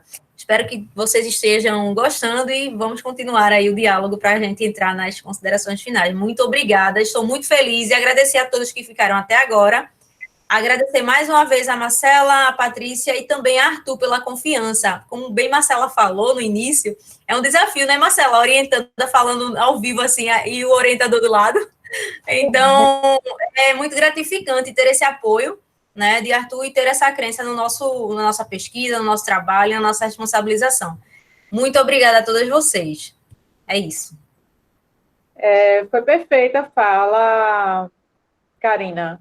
E eu acho que ficou bem claro, né, na tua fala, complementando com a fala de Arthur, com a fala de Marcela, a amplitude da questão da justiça restaurativa, né? Então, aí você traz a justiça restaurativa na escola, na comunidade, né? Enfim, e não só na esfera penal, e a necessidade, na verdade, o que vem por trás de tudo isso, né? O que prega, a questão dos círculos, né? E aí a gente ver o círculo presente, tanto na mediação quanto na justiça restaurativa. O porquê do círculo, né? No círculo você consegue dialogar de uma maneira que você consegue enxergar o outro melhor, né? Então, cada um consegue ali estar mais próximo, estar se vendo melhor, e a necessidade que você fala da conexão real, né? Aquela conexão onde a pessoa realmente tem aquela escuta ativa e tentar entender o que realmente, quais são realmente os interesses e as questões, o que é que realmente se passa na outra parte, se colocando no lugar do outro, fazendo essa inversão de lentes. Então, eu acho que foi extremamente pertinente, assim, realmente colocar a tua fala como por último aqui nesse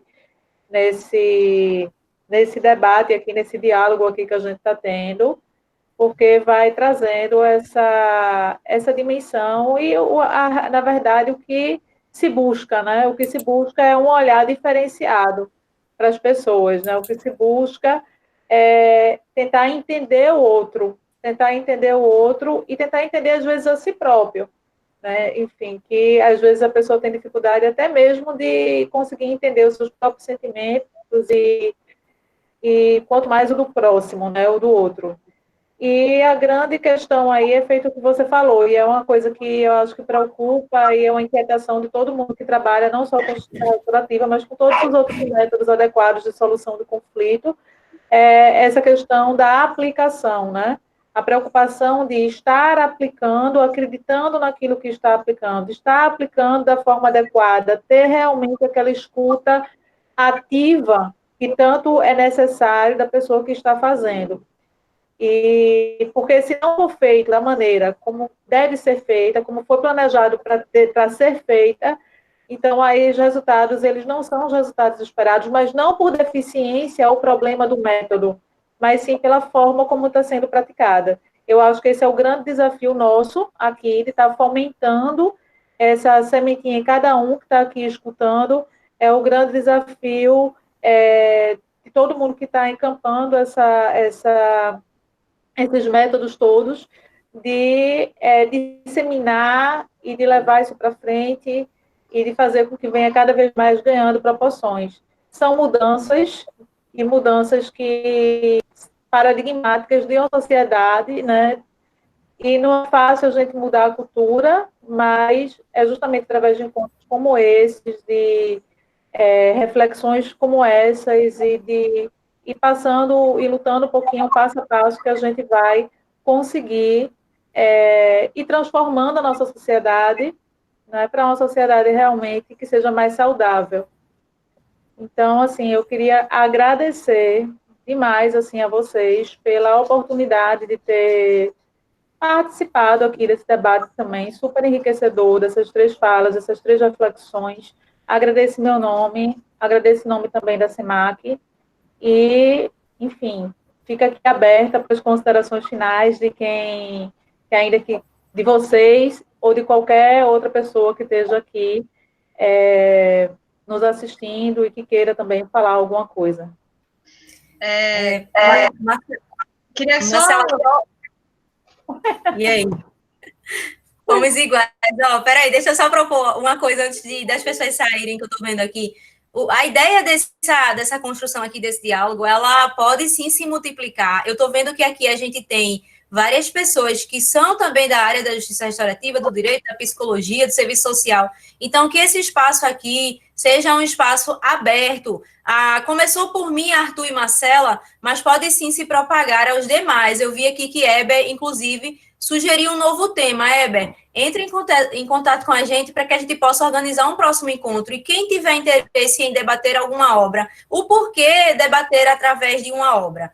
Hoje estamos muito acostumados, né, a, por exemplo, obter uma informação de maneira muito rápida e muitas vezes o conteúdo através de uma única imagem. E nisso, os livros e a literatura vai ficando para trás. Então, resgatar esse movimento também é importante, né? E acaba que ajudando, né? Agregando aos outros. Então, enriqueceu bastante saber um pouco da leitura do livro de Arthur, do livro de Marcela, e que isso seja um movimento multiplicador. Então, quem tiver interesse em participar, o nome do eventozinho vai continuar aí, JR Café com Texto. As pessoas que estiverem dispostas podem, sim, se eleger e será um grande prazer. Começou com uma ideia pequena, mas que pode, sim, se propagar. Inclusive, eu estava brincando com o Marcelo e com o Arthur, dizendo que a gente iria fazer esse encontro nacional, né? O MIT, ele tem 250 vagas para as pessoas, então a gente coloca 25 vagas ou 20 para cada estado, sei lá se essa soma vai dar certo, mas a gente tem que fazer isso crescer mesmo, porque a temática é importante de existir, sim, essa multiplicação, cabe a nós, né? Eu diria que a comunidade, por exemplo, dos advogados e operadores do direito, eles é quem constrói a jurisprudência, né, e faz esse movimento circular. E nós, enquanto sociedade interdisciplinar aqui, o serviço social, a psicologia, o direito, a pedagogia, entre outros ramos, tem toda a propriedade, tem toda a responsabilidade também de propagar mais ainda esse tema. Então, tá deixada a ideia para que se multiplique. Desculpa, Marcela, vou me calar, pode continuar. Deixa eu só pegar um gancho. Ela é maravilhosa. Deixa eu só pegar um gancho aqui na fala das duas. Com relação a essa questão da literatura, Karina, por coincidência, antes mesmo de você me fazer o convite, a gente está numa proposta lá na SEMAC, na verdade, que eu acredito que a primeira já foi até lançada, que já está no Instagram, e tem outra que a gente vai fazer 2 lives já agendadas, uma sobre o livro Comunicação Não Violenta, e a outra com o livro Como Chegar ao Sim. Né? Então, não vai ser um encontro feito esse aqui, não. Né? São lives que já estão agendadas, e aí eu convido todo mundo para participar, né? Que é também com base em outras discussões, mas também com base em livros também aí que encampam também a questão dos outros meios também adequados, que na verdade acabam que todos se interligam de alguma maneira. Eles são integrativos também, não é? Então, eu só queria complementar, né, só um pouco disso que a Karina falou, agradecer a todos que pararam, né, para ouvir, né, um tema tão relevante, em especial nessa conjuntura que a gente vive hoje, né, mais que nunca a gente precisa repensar esse padrão de mundo, esse padrão de justiça, né, esse padrão do que foi colocado para a gente, então, assim, de realmente a gente estar repensando e ressignificando as nossas ações. Eu acho que para um próximo encontro, né, eu vi todo mundo aqui comentando, eu proponho mesmo, Hebe, que tu traga uma fala, sabe, uma fala bacana, em especial em todas as questões das práticas dos círculos, Hebe.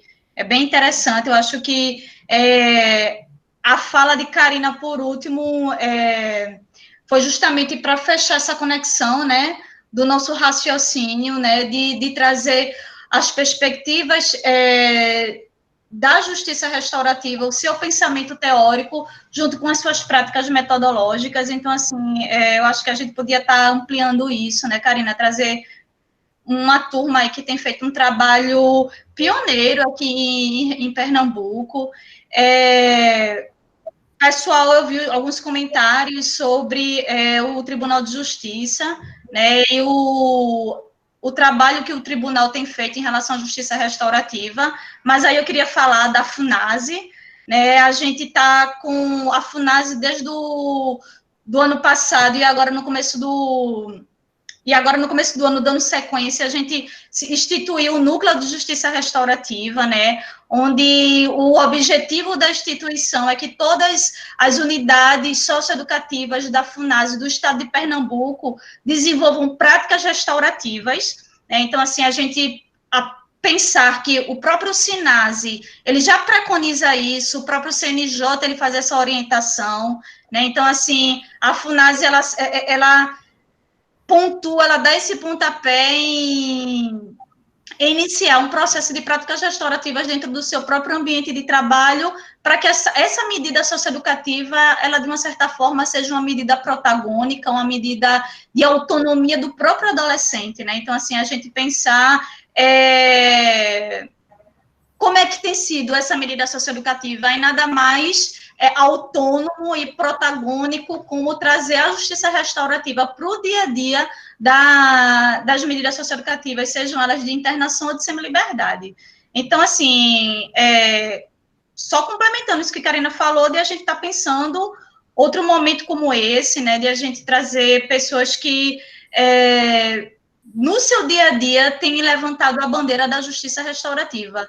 E, assim, pensar mais que nunca, né, em tempos difíceis e de incertezas, que a justiça restaurativa, sim, ela é dialógica, ela é protagônica e ela é contra-hegemônica, né? Então, assim, de a gente criar espaços de diálogos e espaços de vez e voz. Então, é isso, gente. E, Hebe, vai pensando já um tema, né, de a gente tá discutindo, de a gente trazer isso daí, tá bom?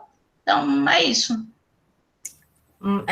Marcela, deixa eu levantar a mão assim, eu quero falar uma última coisa. Para não cometer um pecado, tem algumas amigas minhas aqui assistindo, agradeço a Ana, a Flávia, o pessoal a Augusta também, a presença de vocês é muito gratificante. E assim como eu falei de que existia uma professora que tocou no meu coração, que foi Patrícia, e me fez crescer muito também na área profissional, tem outro professor aqui na conversa, que inclusive eu reconheci que é o professor Gilberto Soares, ele também foi um grande divisor de águas na minha formação, e para mim é muito, muito, muito, muito gratificante ver, né, que hoje eles me acompanham, que coisa boa. Muito obrigada pela presença também, o professor Gilberto, e é isso, foi ótimo. Obrigada por terem colaborado, né, com o meu crescimento. Arthur? Eu que agradeço, Karina, por estar aqui nesse espaço, dividindo esse espaço com você e com outros, né? Daqui a pouco, Marcela e Karina vão fazer também a participação numa aula minha de métodos adequados de solução de conflitos. Estou ansiosa, os meninos também. Alguns deles estão aqui, viu? Acompanhando já a live de vocês para participação. Enfim, Gilberto, eu também já cumprimentei, foi colega meu, né? Lá da faculdade. Hoje a gente não está mais na mesma faculdade, mas fica o carinho e o coleguismo e as parcerias que possam vir a ter. E tinha um pessoal que estava perguntando aqui também da questão da live da SEMAC, eu coloquei aí que a gente, enfim, para as pessoas que têm meu WhatsApp, podem me pedir, mas quem quiser, basta, no Instagram da gente, que é @SEMAC Brasil, eu coloquei aí no chat, vocês podem acompanhar também. E também fica aberto aqui para vocês, né, o espaço lá da SEMAC também, para a gente, de repente, fazer uma parceria, fazer um evento ainda maior, falando sobre justiça restaurativa também, que é uma das vertentes que a gente traz também. Mas com relação aos ciclos de paz lá. Eu agradeço mais uma vez, muitíssimo obrigada pela oportunidade de estar aqui ouvindo esse debate e estar participando, Karina. Ótimo. E Arthur? Só agradecer, Karina. Ótima iniciativa, viu que deu certo. Parabéns aí a você, obrigado a todo mundo que participou, parabéns a todo mundo. Bom, que venha a próxima. Então a gente encerra? Tem alguém querendo alguma pergunta? Alguém quer fazer alguma colocação? Marcela, eu gostaria de agradecer a você, viu, pelo convite. Foi excelente. Eu acho que a FUNASE deu um curso de qualidade enquanto você nessa coordenação. Lógico que as outras pessoas também tiveram seu mérito, mas eu acho que com você está sendo diferente. E, assim, eu gostaria também de saber se o material de Karina podia ser entregue por e-mail. Eu gostei muito do material também, e sabendo disso aí. Muito obrigada a todos que participaram, né? Foi muito esclarecedor, obrigada mesmo. Alexandra, a gente que agradece a sua presença. Você é sempre uma querida, e sim, a gente pode repassar assim, o material de Karina, tanto de Arthur também, quanto o meu, que deu uma travada, e aí eu achei melhor não trabalhar com ele, porque ele travou, mas a gente passa assim, né, Karina? A gente pode compartilhar o material, né? Pelo e-mail, é só pedir no e-mail da inscrição que a gente manda por lá mesmo. Pronto, a gente manda por lá e também pode até compartilhar algum texto, né, alguma coisa sobre a temática de JR. Eu acho que é importante a gente também construir esse movimento, né, de compartilhar textos, de pensar, de divulgar ideias, enfim. A gente vai mandar sim, Alexandra, eu me comprometo. Até amanhã eu mando isso para você. Muito obrigada. E quando tiver outro, me convide. Quem quiser trazer alguma proposta, né, de algum livro para dialogar, também pode mandar por e-mail, caso não tenha encontrado aí o contato da gente, para poder a gente ver e organizar um próximo encontro desse, tá bom? É isso. Então, eu estou vendo aqui só os comentários, né, só elogios ao evento e tudo mais.